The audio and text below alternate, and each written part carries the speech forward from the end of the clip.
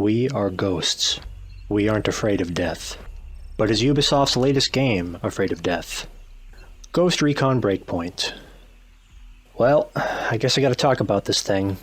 And when I do, I'd like to point out that this review will be based upon the game as it was upon launch. I'm well aware that future DLC is on the way and patches are in the works. Ghost Recon Breakpoint is the newest release in this storied 12-game series that focuses on squad-based Spec Ops gameplay designed to show off how a small group of elite operators are able to overcome overwhelming numbers of enemies and complete their objectives in style, be it in a stealthy fashion or an in-your-face aggressive fashion. Launched on October 4th, 2019, this game was met with a variety of different review scores, but most were underwhelming at best. What kind of an impression did it leave on me? I'm Unreal, and this is a review from an average gamer.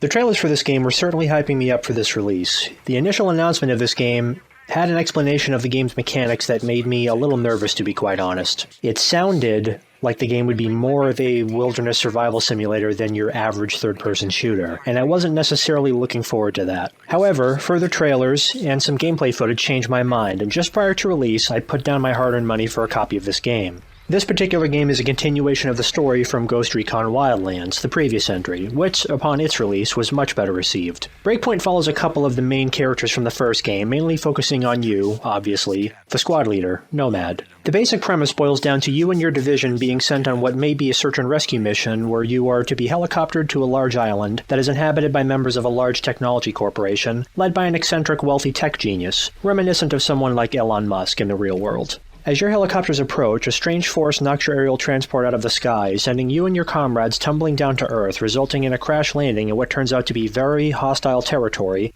at which time you are immediately greeted with one of the survival mechanics, bandaging. Now I should preface this by clearing up the whole sticking point about the survival mechanics in the game. They're somewhat optional. Depending on the difficulty you select and what your playstyle is, you may hardly use them at all.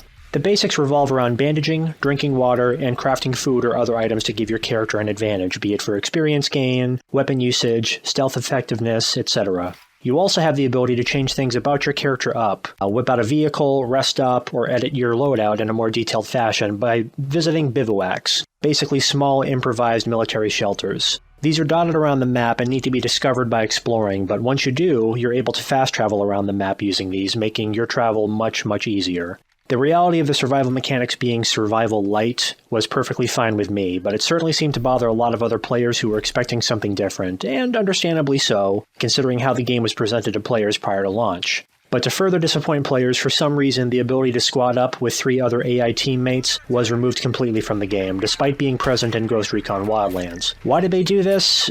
I have no idea. However, it was quickly made known to the developers that this is a big issue since not everybody wants or is able to squad up with 3 other people on a consistent basis to complete objectives, and they have promised to add AI teammates back into the game with a future patch. The game is, however, perfectly playable as a solo operative, and in a way that actually seems like a plausible way to play the game considering what happens to the initial squadron you're deployed with. I think the game would be better still if you were to start out solo and then eventually discover AI teammates one at a time as you play the campaign further. As is my usual MO, my goal was to play through the campaign first, and I have to say I was actually very impressed with it overall, considering the story itself being both plausible and compelling considering recent military and social developments in the real world, and the sheer length of the game's main quest line. Most Call of Duty or Battlefield games these days are very notable for their 5 to 7 hour campaigns. It's kind of been that way for years and years, and most gamers have just grown to kind of accept that and focus on the multiplayer once they blow through the story, if they even touch the story at all.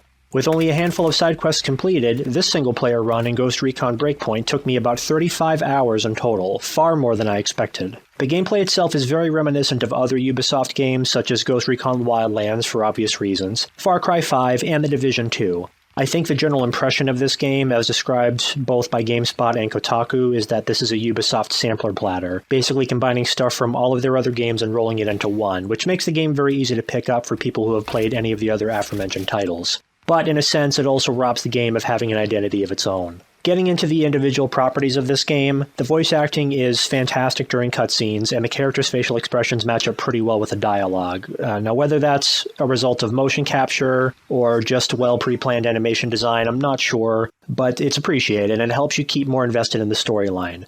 Background music, especially while stealthing around, is very good, I found, and while it may not be driving in your car worthy, I could see the music in this game being featured in a major motion picture of the same genre. Gun sounds are great, and the environmental sound effects combined with what you're seeing on the screen keep you firmly glued into the world around you. I am not as impressed with vehicle sounds, nor the voice acting from generic NPCs that you interact with during interrogations, however. Graphics are phenomenal. I wouldn't go so far as to say that this game is the new Crysis in terms of setting a new standard for how good a game can look, but this is one of the best looking video games I've seen in quite some time as an overall package. And I don't know what it is, but Ubisoft has really been nailing it for several years in a row on that front.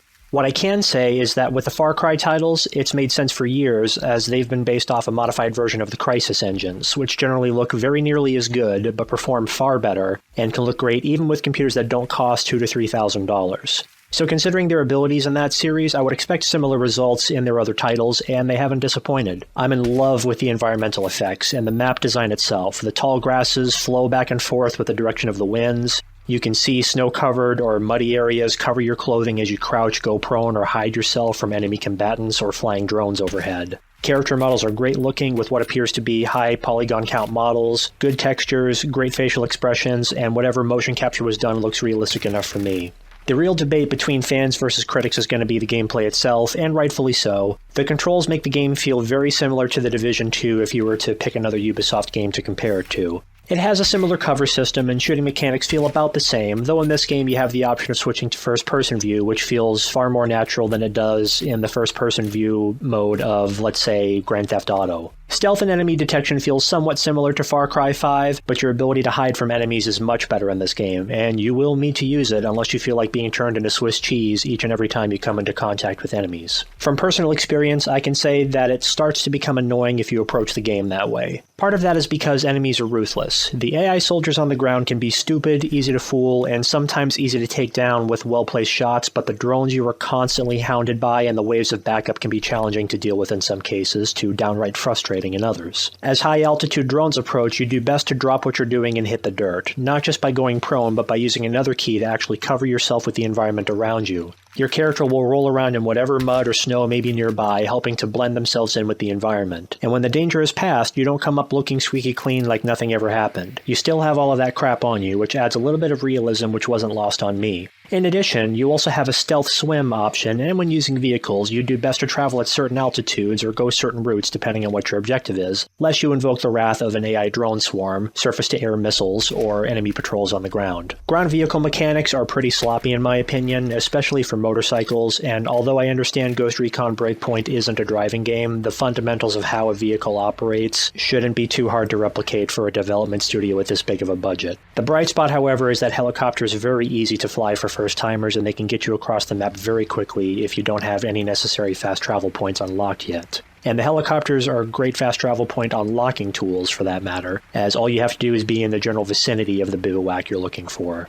Much like The Division 2, or to a certain extent Rainbow Six Siege, Ghost Recon Breakpoint does have classes with perks that allow you to customize the way you play and how you can be of help to any fellow squad mates you may have. In my specific case, I chose the medic tree, as I'm about as stealthy as a bull in a china shop, quite frankly, and I'm not shy about engaging in gunfights. Therefore, since I could expect to get shot to hell during my many enemy encounters, I figured I should spec my character out so I can take care of myself if and when I get damaged. Plus, the healing perks would allow me to better serve any squad mates I may have by being able to heal them when they are unable to do it for themselves. Looking back to the story briefly, I'd like to reiterate that the game's plot is very plausible considering the increasing usage of drones and robotics in warfare today. It's a heavy part of The Division 2 from the player's side, and although it's more of a point of focus for the enemies in Ghost Recon Breakpoint, it tilts the game in a healthy direction to the point where the technology being used isn't far-fetched, nor is the scenario of a large company starting out with good intentions being twisted into a tool for those with ill intent. The game took me on a largely enjoyable journey that left me satisfied at the ending, and crossing my fingers for more campaign content with future DLC updates. On the multiplayer front, it's a different story altogether. Now, the multiplayer in the last Ghost Recon game, Wildlands, was not a standout part of the game, and I have to report that the Ghost Recon Breakpoint multiplayer has the same set of problems. I dare say that it feels a bit dated. I have flashbacks to the days of playing SOCOM US Navy SEALs on the PlayStation 2 every time I try the multiplayer here. Game modes are similar to games like Counter-Strike, Battlefield, or Rainbow Six Siege. I played around with the bomb, plant/defuse maps for a brief time and didn't really enjoy my experience. The controls were fine, but the maps didn't wow me, hit registration didn't feel very good in the few games I played, some of the maps were actually bordering on being too big for 4 versus 4 games, and the lack of player population makes matchmaking a royal pain, sitting at loading screens wasting my time. If they were to seriously overhaul the multiplayer component, I could see some players coming back, and with enough of them, the matchmaking system could be a viable replacement for dedicated servers, but as it stands, it's a clear example of why I hate matchmaking on PC games. With dedicated servers, you'd be able to see a list of how many servers there are, how many players are in each server, and what kind of a game mode you would like to play. If they could somehow improve this mode, I'd definitely be willing to give it another shot, as I certainly love the idea they had of removing gear score from multiplayer, meaning that everybody's weapons are somewhat balanced and somewhat equally deadly, so the game is less of a grind than, let's say, The Division 2, and puts players on more of an even playing field, allowing your actual skill at the game to be the main reason for your success or failure, not how many hours you've dedicated to the game. All in all, however, I have to play devil's advocate here and take the unpopular position, and actually give the game a thumbs up. As I've said in my Q&A video, I don't score games with a number anymore, but I'd like to clarify that I wouldn't be giving this game a 95 out of 100 just because I gave it a thumbs up. This game has been somewhat of a commercial failure, hence the reason why it's been sold at sale prices so shortly after its debut. Because the game is a large, open-world cooperative experience with all kinds of side quests to perform and has a very lengthy main storyline with DLC on the way in the near future, I'm able to ignore the lackluster multiplayer component and see this as a much better overall value than, let's say, the latest entry in the Call of Duty franchise. I paid full price for this game, plus a little extra for a, quote, better edition of the game with a season pass and some bonus weapons that I didn't really end up using, but I still don't feel ripped off. And for those of you who are considering getting this game on sale, I'd say do it, especially with the new content on the way. While Ubisoft hasn't been knocking it out of the park with every single release they've had over the past few years, they've been putting out games of generally very high quality and consistent quality that keep players buying, be it for Far Cry, Rainbow Six, Assassin's Creed, The Division, or Ghost Recon. And be it glitches, lackluster multiplayer, or mechanics oversights, I firmly believe that the good outweighs the bad in Ghost Recon Breakpoint, because I continue to enjoy myself each and every time I'm dropped into the vast, beautiful, dangerous environment that makes up the remote archipelago of Aurora. Thanks for watching, everyone. Please be sure to leave a like on this video and subscribe to my channel to help me put out new content regularly. I'm unr3al, and you've just watched a review from an average gamer.